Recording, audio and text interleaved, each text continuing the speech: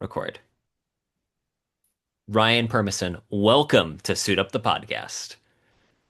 Thank you so much, kind sir, for having me. It's been a while. It's been a while since you and I have talked a little bit, but also it's about time you got me on this show so you can boost up your ratings. That's right. I mean, it's all about great guests. And that is one of the things you do an amazing job at with, and I quote, which is like your good standard interview. You do a lot of different shows, but I and I do. quote is your interview show. And you do a great job of having an amazing selection. I see two books behind you. Blood and Treasure by good old Ryan Pote, friend of the show. You had a great interview with him, and I'm so excited for the interview Blood Feud. Martin Rooney, again, great show guest. I think the two of you are going to be magic. I'm looking forward to it as well. Thank you, and thanks for having me. It's great to be here. I'm sorry I can't wear a really ridiculously good-looking suit as our host over here, but I got the shadow on, The so that's Shadow. pulpy. That's pulpy. Yeah. That counts. Okay, I have so many thoughts on this movie. Before we get to talking about Dick Tracy, which is ostensibly the thing we're here to talk about, give us a little brief bio. Who is Ryan Permison? What is and I quote? That's a $2 million question. First of all, thanks for having me. Second of all, I'm a host and producer of And I Quote. I host a show every week. Actually, I host three shows a week, to be honest with you. One of them is for a different network entirely.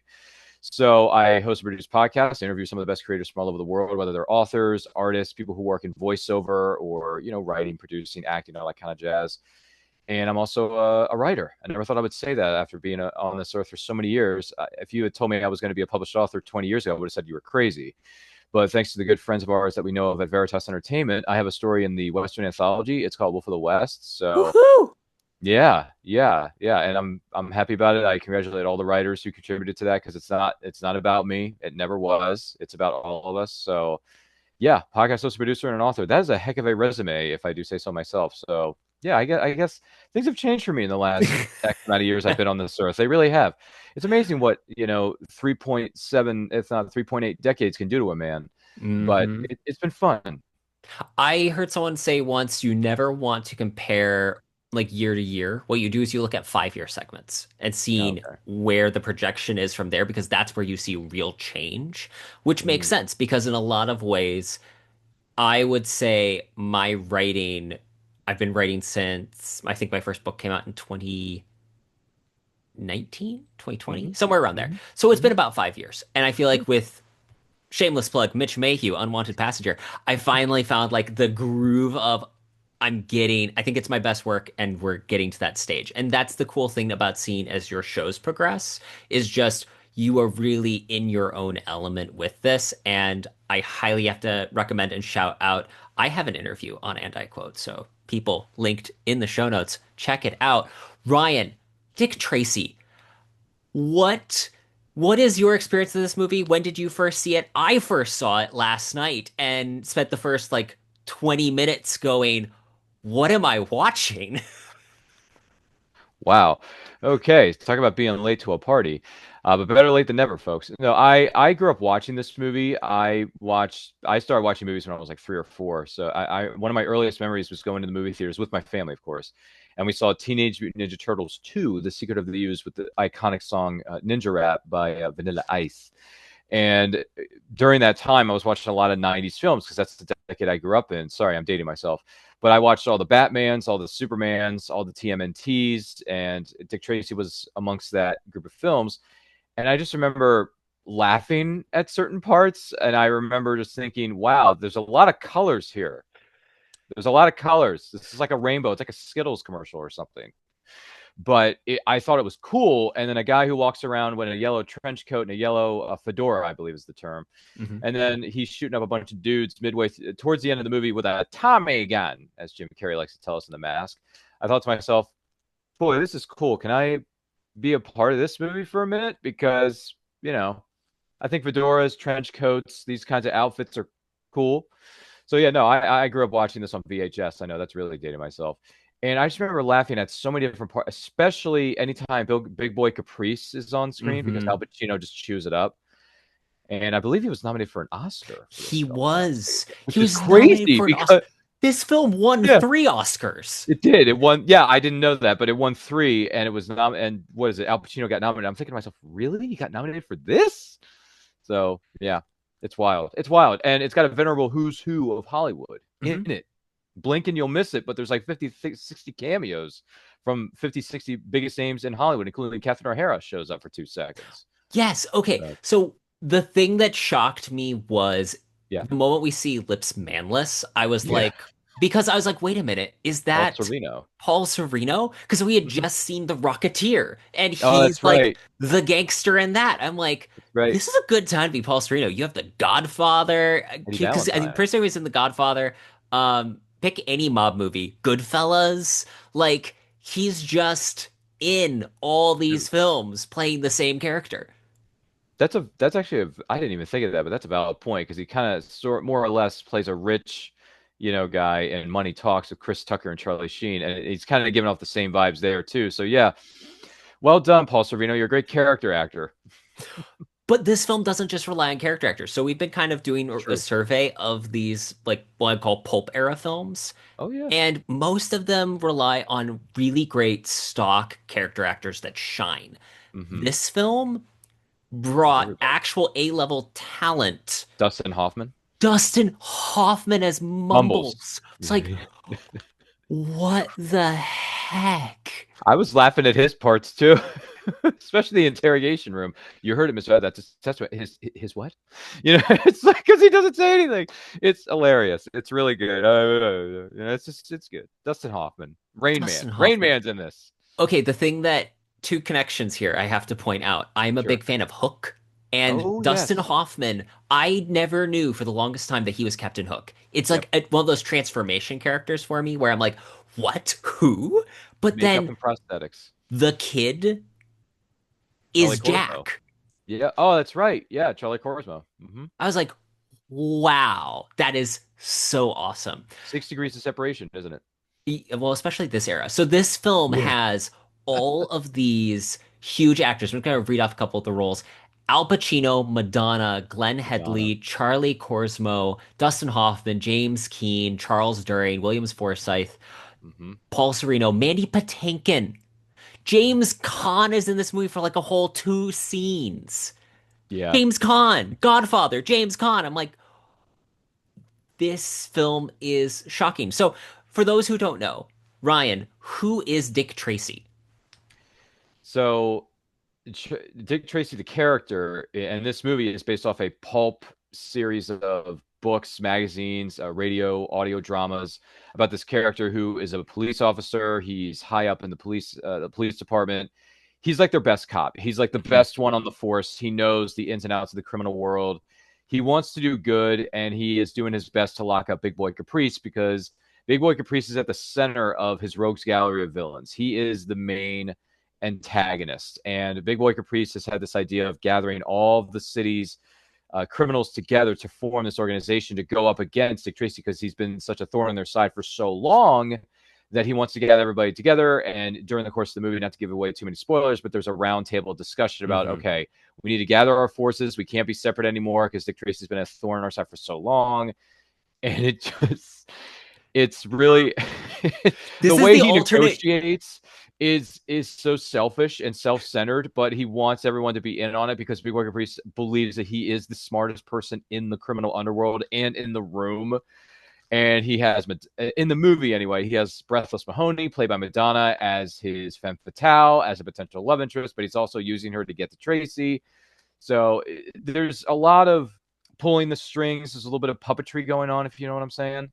So that's what the character is, and this is based off a series of newspaper comic strips by Chester Gould, and it was really big in the 30s, very big in the 40s, and that was during that classic pulp era where we had all these different characters of the Shadow and the Phantom, Doc Savage, gosh, what was the other one? Robinson Crusoe, like all these different characters, Tarzan. Mhm. And it was a huge boom, and hence the reason there's a convention center around these characters called Pulp Fest in Mhm. Mars, Pennsylvania, which our good friends Luke Goodish and Nate Hummel and Brian K. Morris and Charles Charles F. Millhouse. What's Millhouse, up, guys? Yeah, John can't got C. to give those guys. Bruni, Wyatt Yeah, Doyle. everybody's there. Yeah. Everybody is there. We weren't there though, unfortunately. Terrence and I couldn't make it due to scheduling conflicts, but still, this is how big this you know era or this series is. It's such a big deal. But yeah, that is what Dick Tracy is about, and it involves a lot of different colors, a lot of different kinds of costumes and aesthetics and things of that nature. But boy, oh boy, does Warren Beatty knock it out of the park when it comes to Hmm. directing, starring, helping putting this massive undertaking of a film together. Producer.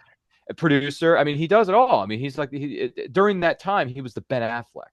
He wrote, produced, directed, starred.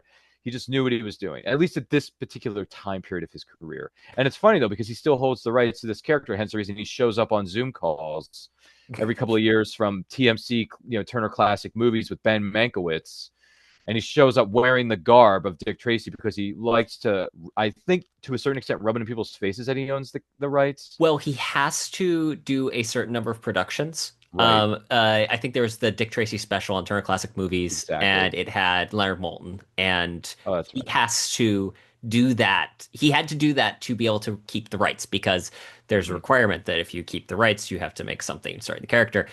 Mm-hmm. That said, like I don't know how many people are beating down the door to get Dick Tracy. The thing that's fascinating about this movie is there is a version of this film that is The Dark Knight. I think that this film has odd similarities in some ways to The Dark Knight, where Big Boy Patrice gets together all the rogues and he's like, we're going to get up against Dick Tracy, blah, blah, blah, blah. There's the question of what's ethical and what's not. It's a mob movie when Dick Tracy is based on Elliot Ness, which makes Yeah. more sense as like the super cop. For those who Mm-hmm. don't know, Elliot Ness, The Untouchables, you may have heard of that once. Yeah. The so there's this fascinating like super cop element. This film is a fever dream of color. They use like the same seven colors for everything Yeah. in various shades of vibrancy, trying to base it on the comics. Mm-hmm. I'm still trying to recover from having watched this. It is fascinating as a film. They're Mm-hmm. pushing the boundaries of what filmmaking can be. The plot has me wanting, but that's not the point of this movie. This film is best viewed in a sense like Italian cinema, where Mm-hmm. it is the cinema of it that is the point, not the actual story itself. Yeah, there's not much story here, and it's also good versus bad, and there's really no in between. There's no gray. There's no shades of gray. Sorry, folks. Not in this This color isn't palette. Shakespeare. Not in the color palette, but as far as like the character, but just everything else, it's very cut and dry. This Hmm. movie, to a certain extent, and the way it's presented and the way it's filmed, not the way it's filmed because it's a lot of color, but still, it's straight and to the point. It's like guy is about to get a promotion. He doesn't want to sit behind a desk the rest of his life. He wants to be out in the field, taking care of business. There's a good song for you, TCB. Taking care of business. And his girlfriend slash potential fiance says, "Why don't you just take the job behind the desk? You don't need to do this anymore. You've been doing it for so long. You're becoming a curmudgeon. I want to settle down and live our lives and just enjoy each other's company." And then the kid shows up, and it's like, well, wait a minute. This kid doesn't have a family. Maybe we should just adopt him, and then we become a three-piece set, right? It's me and Tess Trueheart and the kid, even though the kid doesn't really have a name until the end of the flipping movie. And even then, we don't know what his name is. Like we never ever Uh, find Dick, out. Dick Tracy Jr. That becomes Yeah, his but that official but that's what I'm name. saying. Like his original name, we never find out what it is. And I'm just like, really, Charlie, the kid from Hook, you couldn't come up with something better. But that's in the writing. That's not his fault. He's just doing what he was told. But yeah, no, this is a cut and dry film. You're not going to get Shakespeare out of this. You're not going to get Sam Spade vibes with our good friend Humphrey Bogart. We miss you, buddy. Which again, And I feel like this yeah, movie tries to do that at the to a start. certain extent, yeah. When he's sweating mumbles, I'm like, oh, this movie, he's like, I'm the tough guy, crop against crime. But it doesn't go farther than that. And that's the tonal shifts of this film are something uniquely 90s, I feel. Like All this over is a the place. PG movie. The Yeah, entire family is supposed to be able to watch this film. Madonna is topless yeah. virtually at a certain In one point scene. in Yep. one scene, and I'm like, How does this work? I'm, I just, It's a which I will PG say, film, but this easily could be 13 or rated R just for this scene alone, where she shows up and they're talking about Lips Manless's death. yes, which I will say that was my favorite joke though, when he's like, why aren't you're not really holding much of a funeral, and she's like, well, my underwear's black. Um, Like, wow, that's okay. We're getting a little innuendos here, folks. the dialogue in this film ranges between really crisp and very noir heavy to absolute madness of insanity, which is It's what I think everywhere. that this film really does. Hmm. Is the color palette, everything embraces this comic book aesthetic where it feels a little like Sin City. Ooh, yeah. I Like didn't even think of that, but yeah. I just watched the YouTube video, gave me like the context of it, and they're like, okay, Such a good really, and movie. this is something I did notice. The framing of every shot is Yeah. stagnant because it is supposed to look like a comic book Yep. Panel. bit. And that I think works. It's limiting to a certain extent, but they make the most of it. Hmm. And so it does have kind of like a Sin City comic booky vibe in a lot of ways. That's a good movie too, Sin City. It really Yeah. is. But Solid one. it doesn't push the boundaries that much further into the R rating, even though they probably could. Like I feel like this film was Madonna scenes especially. Oh my yes. gosh. Oh my goodness. Okay, so femme fatale characters are Hmm. some of my favorites. I've got an article coming out in Men's Do Adventure you? Quarterly. Really? They're doing a female assassins edition. Ooh. I have an article coming out on female assassins in the James Bond franchise. So Is Xenia on that list? no, Dude, how I can you know. not include Xenia on a top? On a top? Oh no, wait, yes, Xenia on top. I thought you I was meant gonna Danielle say, come Bianchi. on. Yeah. Yes. How can you Oh, not include Famke mhm. Janssen? Come on, Yes. man. No, no. Give Jean Grey the Phoenix some She's respect. she's in the article. Don't worry. So hey, listeners, be on the lookout for that. But my point being, femme fatale characters Yeah. are a staple of this genre. It can be either Oh be yeah. done very poorly or very well. I think Double indemnity. Madonna's Mm-hmm. chemistry, Madonna's presence, her charisma really Mm-hmm. does bring Oh it yeah. into this film to an extent that I feel bad for the actress that played Trueheart Yeah, because Glenn Heady. Yeah. she's a good actress, She is. She's but dedicated to her craft too. she doesn't have the same level of No. charisma on screen. She gets lost. And on top of that, I learned watching a video about Dick Tracy. Apparently, Warren Beatty and Madonna were an item when this film was being made, which Yeah. makes more sense when you see the Yeah. scenes where they're together too. Mm-hmm. Yeah, it does. It does. Yeah. And Madonna was very HO triple T at the time, with her music coming out. And then A League of Their Own came Hmm. out during the same era, which, by the way, League of Their Own is one of the best movies of all time. Not just sports, but just a great movie, period. Penny Marshall, we miss you. And between the two, as much as I like to see her as Breathless Mahoney, I think she does a better job acting wise in A League of Their Own. Even though Yes. it's kind of a one note character, May, more libido, all the way, May. But it's so good. It's so good. And the fact that that was an actual thing in the Hmm. during that time period that women were forging their own path as being an all-American girls professional baseball league, which is insane to think about. I'm thinking to myself, wow, Penny Marshall really did her homework because I really thought this movie was just fake. I didn't know it was real, but that it was based on a true semi. Well, the character's not so much, but the era and the The baseball as the concept. backdrop, it's real. It happened during World War II, and I'm thinking to myself, why didn't Captain America make a reference to this? Hello, why didn't Chris Evans say anything?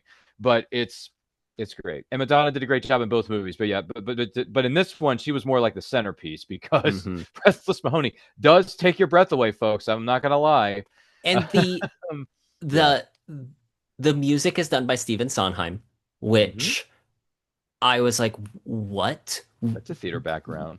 What? Hmm. Like this film should not have the A-level content that it does as a movie. Like that's just not if you look at stuff like The Shadow, The Rocketeer, it's not these are The Phantom. These are films that have good actors. But Oh this yeah, film literally brought like everyone who everybody, was an Oscar nominated actor essentially. It everybody. won the Oscar for best original song in a film. Hmm. It Go just figure. it is kind of crazy with Al Pacino in makeup getting nominated for Best Supporting Actor. This is the film he was nominated for Best Supporting Actor, people, not The Godfather. This film. And not Heat. Because he came out in '95. Let's not forget about that. That movie turns 30 this year, folks. Are you doing a anniversary watch along? I would love to. The problem is the movie's almost 3 hours, and we Oh we have yeah. we have a limit to the movie has to be 2.5 hours or less for us to do the watch along. And unfortunately, Heat is like Hmm. 245, 250. It's Great long. movie though, but Great movie. but it Yes. moves. But I don't know if we can do a watch along, and even if we did, I don't know if someone's going to be willing to sit with me for 3 hours and watch Heat. I mean, maybe Terrence would do it. I don't know, but Heat is one of the best movies, period. And it's a crime thriller that doesn't get enough love, especially when it didn't get any love at the Oscars, which is a shame, by the way.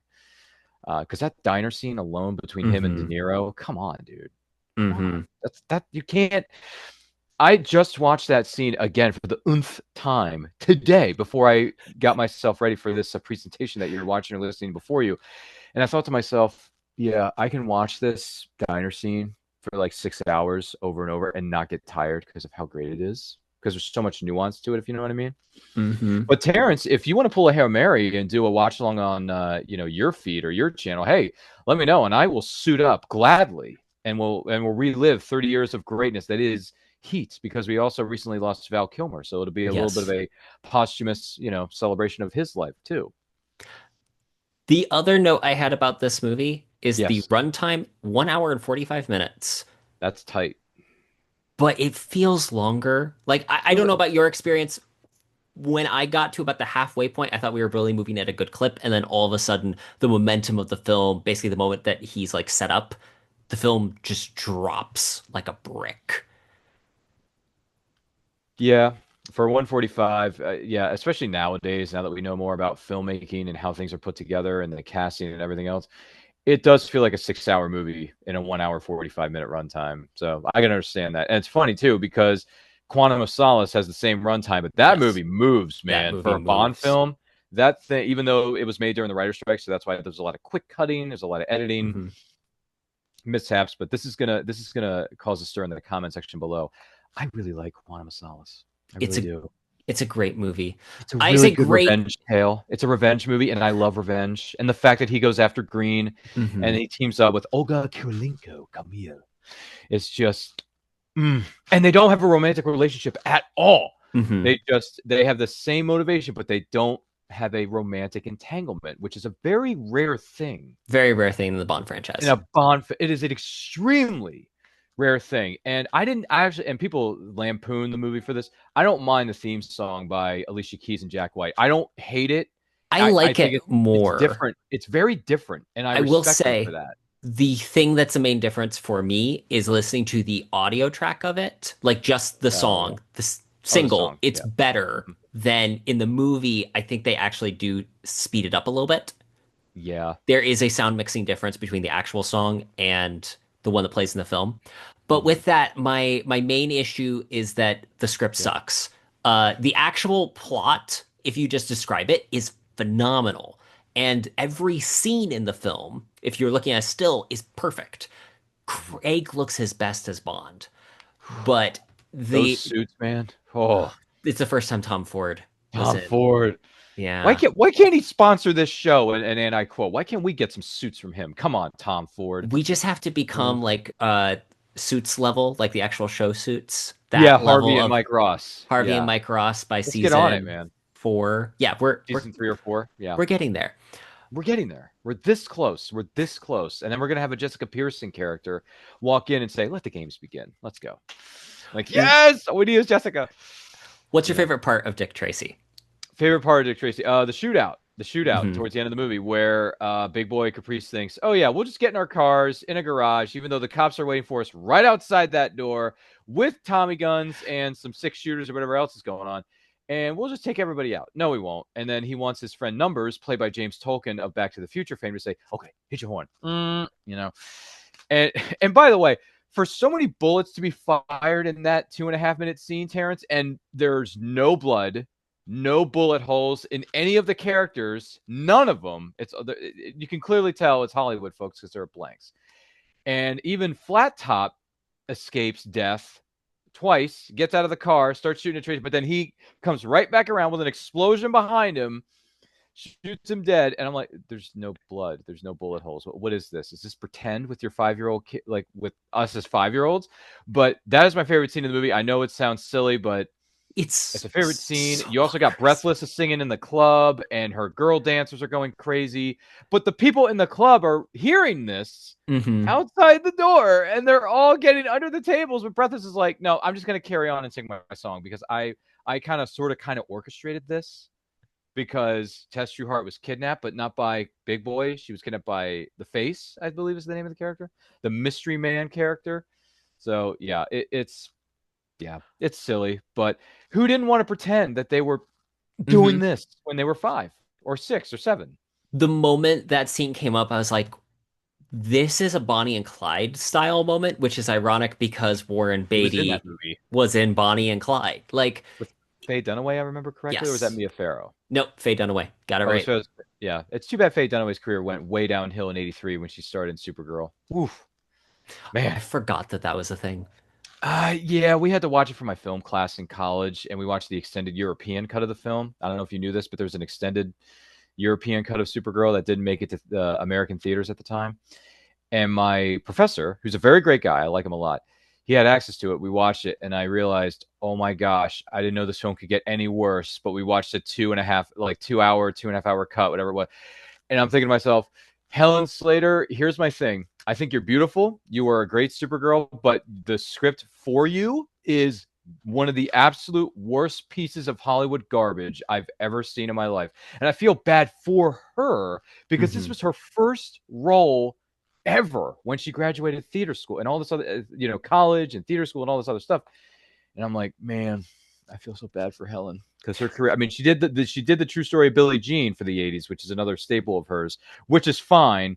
But and then she shows up in Seinfeld for an episode as Jerry's girlfriend, and then she did a whole bunch of, and then she shows up in the Supergirl TV series years and years and years later with Dean Cain, another DC alumni. Hello, Dean Cain and Terry Hatcher, we miss you guys. And yeah, I feel so bad for her. The suit looked good on her. Hmm. She had that presence of Kara Zor-El, but the script and the way that movie was made did not suit her and did not do her any favors. It didn't do Hmm. anybody any favors. Heck, what's his name? The Ellis from Die Hard is in that. Yes. Hans, Bobby, I'm your white knight. You know, There's a podcast called Best Movies Never Made. They're going really. through the various Superman Leading up to the new scripts. one. And hearing the ones that they didn't make was fascinating because then you realize they chose to make other films instead. Well, shout out to them. Great guys. Well worth listening to. It's the one of them is the writer of Sonic the Hedgehog movies. Really? Like he's the guy that wrote that script. Anyway, No kidding. great podcast to listen to. Dick Tracy, when Yes. Big Boy Patrice is taking Tess Trueheart because he finds her at his place and then he like kidnaps her. He just keeps saying, I don't want to kidnap you. I don't want to kidnap you, but someone already did. And I know I'm kidnapping you now, but that's not what I want to do. And he's like trying to escape and they're going through like the little tunnel thing is Underground tunnels. some of the best comedy in this movie. Just seeing Pacino insisting that other running gag I love in this film, as you will appreciate. Big Boy Patrice keeps quoting people. History people, yeah, like former presidents, former politicians, whatever. Law without order is very dangerous for people as one without law. Jefferson. Just And it's he brilliant says it because wrong. All the quotes are wrong the way he does it, but he and sometimes he paraphrases too. But it's oh my gosh. What was the one that really got me? I'm trying to think the one in this movie because I want to keep the thing on the rails here. It was oh and if you ain't for the people, you can't buy the people. Lincoln. I'm like, no, that is not what Lincoln said. That is not what his intent was when he first said it. You're misquoting all these famous presidents and political leaders that did, granted, some of them, have different kinds of history, but some of them did a lot of good for America, but you're misquoting them. And I'm thinking to myself, even I, who wasn't the biggest fan of going to school growing up, Terrence, I think to a certain extent you can relate. But even I know the quotes from famous presidents are said this way, not that way. So I wish I could have been on set because then I could have corrected him. But even I think that was the intent, though, was to yeah, go off the rails. I think that But there's a it's social funny. media influencer future version of Yeah. Big Boy Patrice that is Caprice, actually. You keep saying Patrice, but it's actually Big Boy Caprice. Sorry. Don't mean Caprice, to be that yes. person, but yeah, it's okay. It's good. It's what we're here for, fellas. Hmm. I I think that overall I enjoyed this movie. We got Oh, Mandy did you? Patinkin as 88 Keys, which was just shocking because I think of Mandy Patinkin, I only think of Inigo old Mandy Montoya? Patinkin with the big beard or Indigo Montoya. Yeah, from Princess Bride. Yeah. I understand. I understand. But yeah, he's like when he has that conversation with was it Big Boy trying to convince him Hmm. to work together to bring down Tracy because the face the mystery character is trying to and he says he because he's walking out the door. He's like I don't want. He's like don't give me something. Some guy you never saw. You don't know how to get to him. Get him out of here. And he's walking towards the door and he gives a light to Breathless Mahoney because she's looking for a cigarette. And she says, "What was that about my income tax?" Nay, runs away. And then Flat Top says, "You want me to follow him? Where? To the piano?" Because that's all he does is go to the piano. He doesn't have anywhere else to go because he's the piano player, right? Do you remember That's that? such a And great by the way, line. one of the best scenes in the whole movie, Dick Tracy, is where Big Boy Caprice and the women are having the practice session, and he says, boss, I'm sorry, this goes. I'll tell you, yeah, we've been doing it all night. It's 2 a.m. It's 2 a.m. I'm trying to turn this dump into the birthplace of a new land of entertainment. You're telling me it's 2 a.m. And then he hits the piano with the door to the piano. That was a silly thing to do. He's the best piano player in town. Shut up. Yeah, it's. I mean, every time Al Pacino is just chewing it up. You can tell that he's eating it up, man.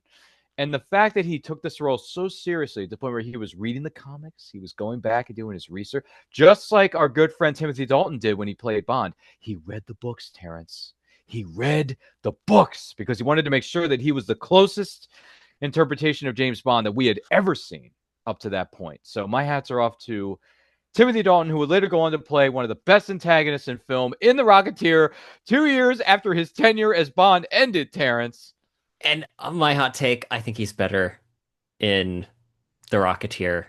I love him as Really? Bond, but I think that he's better. But that's to the I was going to point say, that's a hot take, man. That's a hot take right there. to my point though with this, I think that when you get the right person to play the bad guy, it Mm-hmm. brings life to a movie. This film came out in the wake of Batman 1989, Yep. and you Huge had influence. Jack Nicholson as the Joker. This is probably the closest like comparison, I think, genuinely. As much as Batman is a cultural phenomenon, It 1989. is. And this film Huge. came out concurrent, was put in production concurrently, which I think is fascinating because with Danny Elfman doing the Yep. music, I He would have did the music. assumed this was made in response to, but it's literally a year after. This is Yeah. within that time frame. It also has that full um comic book world feel that Tim Burton kind of does with making this huge gothic Gotham City. Yeah. Where Mhm. Yeah, I was gonna say Danny Elfman had a very short time to get Batman's score done, and then immediately go and do Dick Tracy because Warren Beatty wanted him mhm, because of the success of Tim Burton's Batman, which to a certain extent I understand, but at the same time, like, dude, give the guy a break. He just finished Batman, and that was Batmania time, man. mhm. 1989, that thing was everywhere. Which, by the way, Terrence and I have a bit of an age difference, but at the same time, I was around when the film came out, Batman 89, but I wasn't old enough to understand what a movie was. So I wish, Terrence, that I could have been sitting in a crowded theater when that film came out in June Mhm, of 89, because I would have, if I understood the mecca of filmmaking and the mecca of Batmania, which is what it was dubbed, by mhm. the way, I want to make this clear, I would have lost my ever loving mind. And I probably would have gone to my parents and said, "Can you please get me all the toys Yes. in this movie?" Like literally, because there was so many different action figures and little cars, and I do have the original '89 mini like Hot Wheels model of Nice. the Batmobile, and I still have it too, Terrence. There's a little collector's item for you that and I wish I could have been in the movies for that year because, dude, what did we get in '89? We had everything Indiana in Jones '89. 3, right? Uh, we had Indiana Jones in the Last Crusade. We had Back to the Future Part 2. We had Batman. I mean, we had Field of Dreams. If you build it, he will come. I mean, Terrence, look at what came out. Look at what came out in '89. You had everything. And if Okay. Terrence and I were sitting in a theater, we would have lost our minds. We would have called each other on the phone instead of using social, because we didn't have social media back then. We would have called each other and be like, "Yo, what movie are we seeing this weekend? Let's go." And the phones And had cords. Hate to just break that to yeah, we people. did The have phones had cords. cords. We did have cords. Okay, so to that Yeah. point, every studio had a good franchise at that point. You had Back to the Future, you Indiana had Jones. Indiana Jones, you had Star Huge. Trek. These Oh, were Star the Trek. beginning of the tentpole blockbuster as like reaching its maturity since the 70s. Yeah. Yeah, I'll give you that. Hmm. Disney wanted Dick Tracy to be their big franchise. They believed that Warren Beatty and Dick Tracy was going to be the start of an Indiana Jones type series. And big question to you is, would you have wanted to see the saga of Dick Tracy on screen with 2 to 3 more of these movies? You know, that I have not thought about this. I really haven't. But I will say, I would, if Disney was putting it out, I would say no. I would say no because Disney, you know how Disney gets. They want things to be family friendly. We can't go too dark, can't go too over the top. In But if, fairness, it would have been the same yeah, production company. Touchstone, who released this film, is true, a part of the which is a Disney, part of the Disney umbrella. but So Touchstone it's, can do stuff. They can do yes. stuff. They can get away with certain things. They could be a little bit risque, if you know what I'm Hmm. saying. But I don't think they would have allowed him to go too far with it. I think, like with Tim Burton's Batman, boy, did that film is Batman dark. Returns. Well, Batman Returns is a whole other. By the way, if you want to do an episode on that, we could totally. That's a whole other conversation. The difference between what happened in '89 to what went down in '92, huge difference, Terrence. Huge difference. But would I have liked to have seen more of this? I. It's hard to say because I know for a while they were toying with the idea of because Charlie Cosmo becomes his son at the end of the movie. So you would Hmm. think that 10, 15 years down the line, when he gets older, a little wiser, that the kid would want to be the new Dick Tracy. And then Warren Beatty would pass the torch onto the kid as the new Dick Tracy. I would have liked to have seen that because it's just a natural progression of characterizations and just franchises is passing the torch onto a new actor. They've done it with Bond, they've done it with Hmm. Superman, they've done it with Batman, they've done it with other characters in the pop cultural landscape, which I'm sure you're aware of, Terrence. You get around, right? You've seen movies. So, you know, but I don't think I would have liked to have seen it under Touchstone. I think a different studio would potentially have done a better job with it if they had carried it on. If the rights had gone to a different studio, hypothetically, Hmm. Charlie Corsmo, I don't think would have suited the role 15 years later because we all know he just did a couple of roles here and there and then he left. I think he left Hollywood. He just wanted to focus on going to school and Hmm. being a human being and I not think letting he the became like stardom. an actual like normal person job, like an Yeah, accountant or is that what something he like did? that. I don't know for certain, but that's like what Yeah, it's something along those lines. the vibe. Yeah. Yeah. So get another studio to do it, get another actor in there. And once again, if Charlie wasn't going to do it for the time anyway, because if they were going to move ahead with the sequel, naturally to me it would have been Charlie Corso. But if Charlie didn't want to do it, just give a new up and coming actor a shot, man. Hmm. That's what the tradition of Hollywood should be. But apparently, for the last 35 years, it has not been that way. They want to hand it over to the same 10 actors, the same 10 producers, the same 5 directors, right? The same 5. And I'm thinking to myself, does Hollywood not understand that there are other actors and actresses who want a shot at the big time and have not gotten it, but they've worked very, very hard to get where they're at? Look at the people working in New York, man. Get New York people, get New York theater actors to do it. They know what they're doing. I mean, what is it? David Corn's suite, the new Superman. Hmm. I think he's theatrically trained, isn't he? So it's I think like so. Yeah. let the new crop do it. Which, by the way, credit to David Corn Sweet because he really did a good job in that movie. I didn't Oh, think it was going to work, phenomenal. but didn't think it was going to work because I'm not a JG fan. I'm sorry to say, I'm not a James Gunn Yeah. fan. Same. But after I saw the movie, I thought if I see James walking down the street, I'm going to walk up to him and say, you know what, man? Let me shake your hand. I respect you now. I didn't like you before, but I respect you. And I'm looking forward to seeing where this new DC universe is going to go because Superman, they don't. And by the way, this is one of the things I didn't mention before if you're not familiar, and I wasn't familiar with Dick Tracy leading into this movie either, but if you're not familiar with Superman at all, I Yeah. don't think James Gunn's Superman is going to be the entry point for you because if I didn't watch all the Justice Leagues, the Justice League Unlimiteds, and the different iterations of Superman and the TV shows, mind you, Terrence, over time, Hmm. I wouldn't know who any of these characters are that show up in the movie. I wouldn't know what a Green Lantern is. I wouldn't know who a Hawk Girl is. I wouldn't Hmm. even know who Mr. Terrific is if it weren't for the Arrowverse from Yeah. CW. I would not know any of this going Which in. honestly is something I admire about James Gunn's choices It's in gutsy. Superman because he's giving the audience credit. Now, do I think that makes it a technically perfect movie as like a film? No. Hmm. But I think that he accepts that to a large extent, most of the audience, the people he's making the movie for, are True. people that know who Superman is in some sense Hmm. and have a general, this is, I have a familiarity passingly with what the DC world is. I think Dick Tracy does a version of that where we Hmm. don't have an introduction who Dick Tracy is. We just know We don't he's have a an super origin cop, story. which Yeah. honestly I preferred. I don't want to watch the Dick Tracy origin story.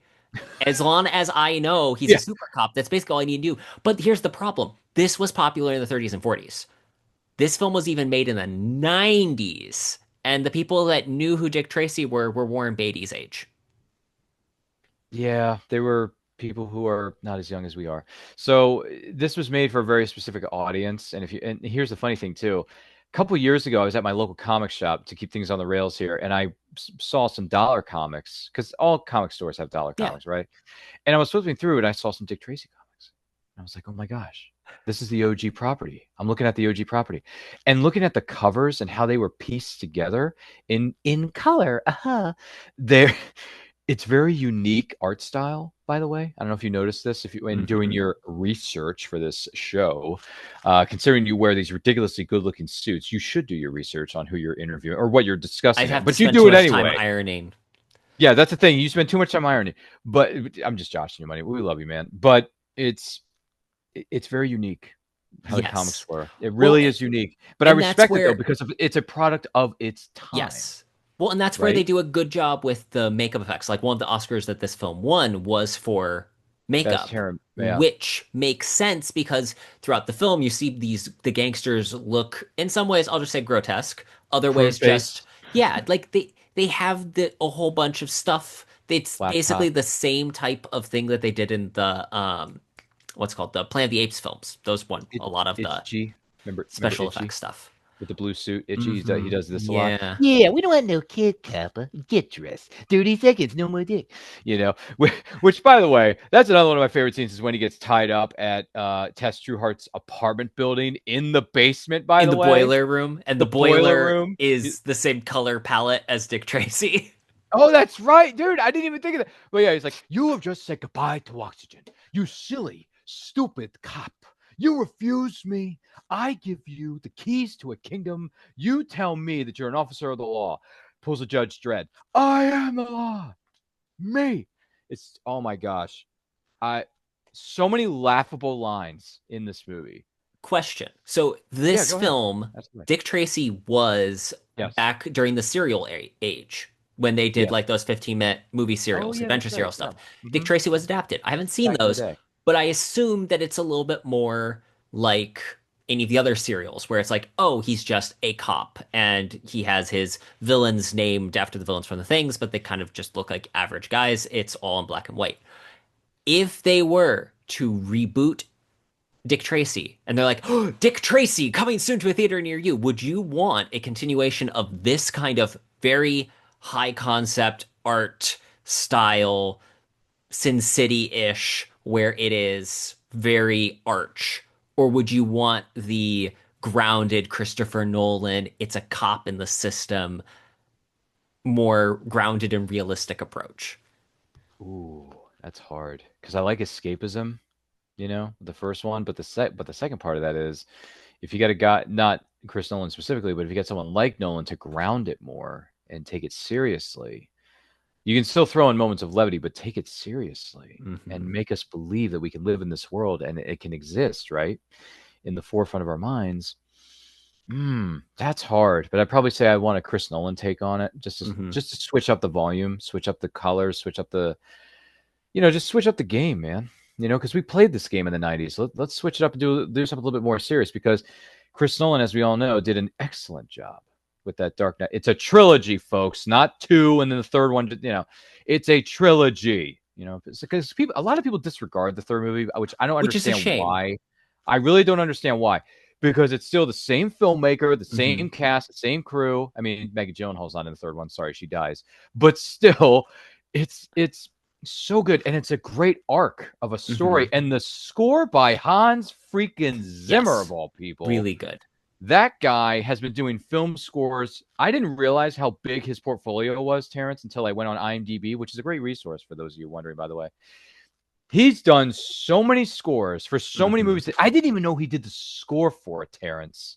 Lion And King. I'm just thinking to myself, people put John Williams on this pedestal, and rightfully so, but let's Hmm. put Hans Zimmer right next to him. Because look what Hans Zimmer has done in the last 30 years. Have you seen his filmography? It is insane, man. Hmm. The guy is a killer. And if it wasn't for Hans Zimmer, I wouldn't register Wonder Woman without him.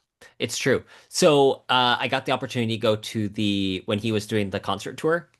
I Oh, got he to did a go live to tour, it yeah. in Chicago, and Chicago with them Bears? yes, Okay. they had the woman come out and do the da da da da da da da da da da da da da da da Did you with lose the your mind? cello. With the Um, cello, did you lose your mind? a Go little bit. I crazy? was more losing my mind when the what's it called? Not reprise, but the after they clap, everyone. Okay, it's great. The final like song was the James Bond score that he did. And that I was like, Oh, oh, cool. I really this like they is did that. yeah, I think that if they take Dick Tracy as a property, they and try to bring it back, I yeah, do reboot think it. they'd have to go more of that stayed grounded route. Otherwise, it gets lost in the comic book shuffle. Because what's unique about this franchise, about this series, is that it has a noir bent where it could be a film noir with certain comic book elements, and that's what would make this more interesting. But I also kind of hope that they don't. Dick Tracy as a character is one that just isn't super interesting. Like he's a Yeah, super cop. it's a one note. I want the next iteration. It's the same thing where as much as I love Indiana Jones, I don't really want more Indiana Jones so much as I want the next Indiana Jones. So you want like a different. So you want like like an homage to Indy, but you want it to be its own character. Is Kind that of. what you So mean? like a good example of this would be the the Rocketeer is a Hmm. newer version of Commander Cody, or Oh, okay. Star Wars is a newer version of Flash Gordon. I want the next, what is the distillation of what we love about this character Oh, okay. brought to the screen? Ah, yeah, that would be interesting. That would because I was gonna say, I mean, if they decide, because I've heard rumors going around, not about so much about Dick Tracy, but about Indiana Jones getting rebooted, Hmm. the new actor or something different being done with the character or the IP, whatever it is. And I'm thinking to myself, that's gonna be so hard to do I think because a that lot of until people, Harrison Ford is dead, it's a that's what lot I'm saying. harder. Like this is the thing. People have said this for years in the business that the character is always bigger than the actor. You can't just hold it to this high Hmm. standard where one actor's played him, but we can't make any more. Well, James Bond's been around for 60 plus years, but we've had six different actors play him. Hmm. And it's fine. It doesn't bother me that he gets rebooted every 10 years, Terrence. It doesn't bother me in the least because at least we know we're still going to get more, right? Hmm. But with Indiana Jones, it's kind of tough because he was set during this time period between the 30s and the 40s. And after the 40s, it's like, well, where do you go from there? Where do you go? Can you really go into the 50s or the 60s like they attempted to do with Kingdom of the Crystal Skull? Which there are elements of that movie that I liked, Yes. but it's very hard to do that. It's very, very hard.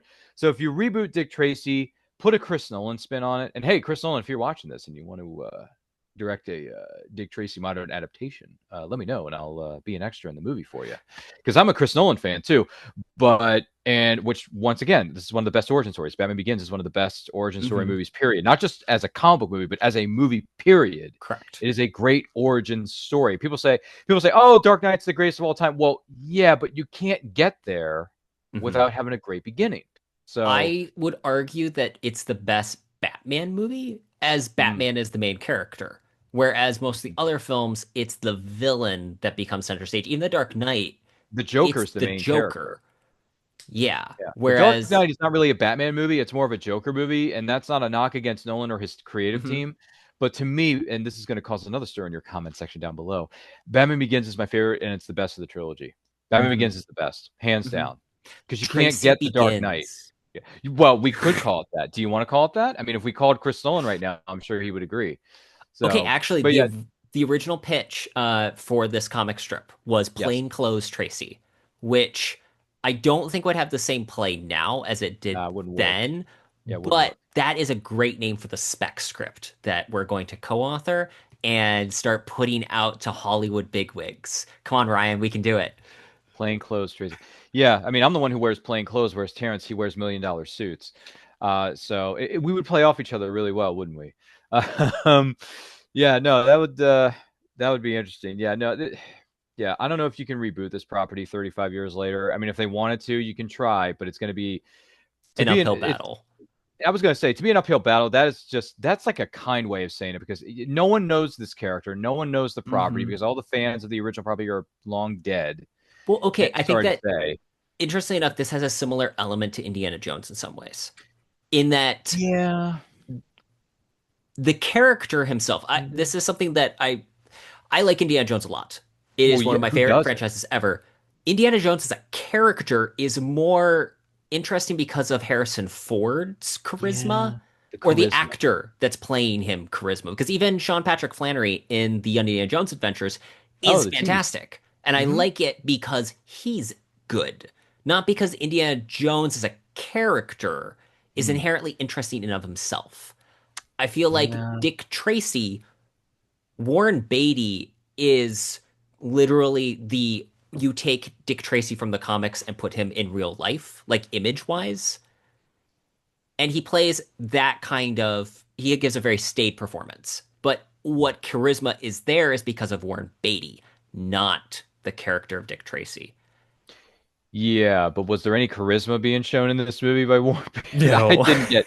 I didn't get this. Like I said, this movie, and for those of you going in to see this movie, if you're going to enjoy it, just turn your brain off because it's very one note. It's good guy versus bad guy, and there's a little bit of a kidnapping plot Hmm. towards the end of it, right, Terrence? So just turn your brain off and enjoy it because really the best thing Hmm. about the movie is the aesthetics. It's the It color is. palette, it's the suits, the costumes, the fedoras, which by the way, fedoras look good on anybody, male or female, it doesn't matter. Because we got, I mean, granted, fedoras have been around long before Indiana Jones had come out, but we really base the fedora off of Indiana Jones. We really do. Like, Yes. when people think of the fedora wearing hero, the first thing Hmm. we think of is Terrence. What do we think of? We think of Indy, Junior. Yes, Did you sir. hear the Pulp Fest recap that Luke and Nathaniel did? For this week's episode of Yeah. yeah, they were the only ones I think who dressed up during the entirety of the weekend, and everyone wondered why are you guys dressing up? You guys look like James Bond or something. It's weird. And I'm like, why wouldn't they dress up? It's Hmm. men's adventure fiction. Different characters, different genres have, or subgenres, by the way, because let's not forget about the subgenres of men's Hmm. adventure fiction here, Terrence. I mean, look at you. You're writing Mitch Mayhew, right? Yeah, Mayhew, and you got all these subgenres. Which, by the way, that's one of my favorite things about as a writer. I think men's adventure fiction having subgenres because I didn't know there were Hmm. subgenres. To be honest, I really didn't until we joined the madness known as the Discord because there's so many different subgenres. I thought, well, wait a minute, I can't just write about an Indiana Jones character. I can write about this too. I can write Hmm. about this or that or the other. And Luke and Nate look at me like, yeah, dude, write whatever you want. Who cares? It's an open playing field, right? It's a playing field. There's a Yes, million different directions you can go. Isn't that right, Terrence, or am I wrong? you are 100% correct. And I think that that was what I was thinking about earlier today. Because Really? as you know, definitions come up very often. What is a swashbuckler? Things like that. Oh, yeah, that's And right. Yeah. my point always is stop wasting time trying to define something. That takes all the fun out of it. It's like when you sit down and you start really questioning, but what does this word really mean? Semantics kills fun. Does it? Writing should be about bringing something fun to the page. And I think that to use the examples of the books behind you, Blood Feud and Blood and Treasure both have men's adventure fiction elements to them, but they're thrillers that are uniquely different and not like much else on the shelf. So Mhm. people need to stop complaining about what is the genre and just write good stories and read good stories. Yeah. Which, to point on Dick Tracy, this film, I'm not certain if it's a good movie or not. It is a 65% Rotten Tomatoes, and for a lot of reasons, I agree with that. I don't know if I'll ever rewatch this again, but it was fascinating to watch. Yeah, it's I have a bit of a soft spot just because it was my childhood, That's the thing. but Nostalgia is a lot of what I've heard about it is this it over is. the like couple of weeks. Right, but now that I've gotten a little bit older and a bit wiser, and I think I'm just a slightly bit older than our friendly neighborhood Terrence Leahy over here, which is fine because it's okay. I can be the old wise man in this scenario, Terrence. No offense, but looking back on this, I'm thinking to myself, look, I may have access to this movie on DVD and digital because I do. I literally have this on a movies anywhere streaming service I Which can watch I will say, anytime. this film is probably beautiful on like the highest definition possible, just because it I is so aesthetically appealing. Yeah, but I will say this for the record, since we're here on the record, even though this show is not called on the record, but still, that's a different set of cards, Terrence. Sorry, That would be but a good Suits watch along podcast on the record. maybe, Why maybe we didn't they should. do that? Maybe we should. For the record, Your Honor, uh, I don't see myself going back to this as Yeah. much, especially now that I'm older and I'm wiser and I got gray hairs in the back of my head to prove it. No, I don't. I'm just making that up. But I don't rewatch this as much as I used to because if I'm in the mood for a laugh and I want an Al Pacino laugh, I will turn this on. But anything else, I'm just kind of like, dude, I would rather watch Rocketeer or The Hmm. Phantom or The Shadow Hmm. compared to this because those films, even though they're based on classic pulp characters and they're not the most perfect movies in the world, but they're still enjoyable. And honestly, the Phantom I've come to appreciate now as an adult more so than I did when I was a kid because I've read the source material of the Phantom, Hmm. Lee Falk's the Hmm. Phantom, and it's very very good to me. The Shadow is my favorite pulp character, hence the reason I'm wearing this ridiculously good-looking shirt that you can buy off of tpublic.com from the Plasmafire Graphics Jeffrey Hayes page of TeePublic. Want to give Jeffrey Hayes where the look of your book matters to you Hmm. from Plasmafire Graphics. I don't know if you're familiar with him or not, I Terrence. I think am. he, He's yeah, done I'd like to say Charles F. he's done Millhouse's Charles F. covers. Millhouse, but also S- James Beard. Yes, Sergeant Janice, Jim Beard, Jim Beard, the Sergeant Janice books. and Bobby Nash's Snow series. Don't Hmm. forget Bobby Nash there, Terrence. I still need to read Cold Snap, I think was the name of the one. It won one of Get the on it. Pulp Fiction That's awards. that's in my TBR storage container. Just to give everyone a little bit of context, yours truly, a Van Dyke Quote channel, is in the process of moving to a different studio right now. So I had to pack up my TBR, and I got to be honest, I filled up a 70-quart tote, folks. That should tell you how bad my TBR pile is. If you don't know what a 70-quart storage tote looks like, just Google it. It's kind of big. And Terrence, you should When you probably know this start because, yeah, it's when you bad. start accumulating books based on measuring by volume instead of titles, that's when you know that it's Doesn't this become a creative issue? Yeah, it's really bad.